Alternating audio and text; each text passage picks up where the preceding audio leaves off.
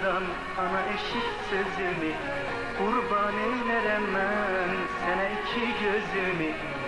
Anacan ana, kurban adına, anacan ana.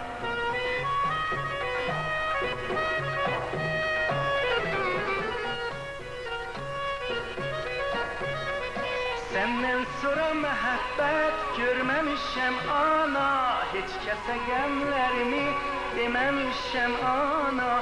Bir dostum yoktu, düşmenim çoktu. Anacan ana, kurban adına.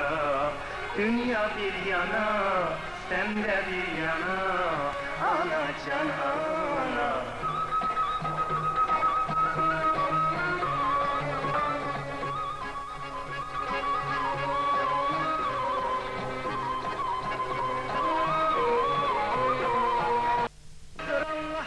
Ben sana and içerem, özümden dünyamdan artık seni bilerem. Sen olmazsan bu dünyanı ben neylerem? Anacan ana, kurban adına. Dünya bir yana, sen de bir yana. Anacan ana, kurban adına. Dünya bir yana, sen de bir yana.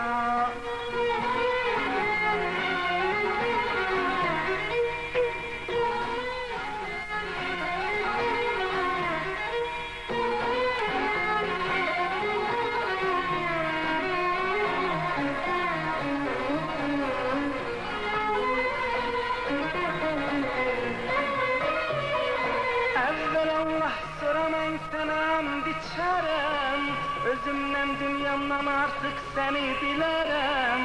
Sen olmazsan bu dünyanı ben neylerem? Anacan ana, kurban adına. Dünya bir yana, sen de bir yana.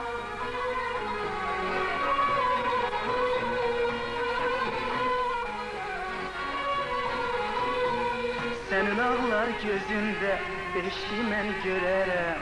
Geceler yoxda mən seni göydə görərəm. Mələklərin yanında əli mən öpərəm.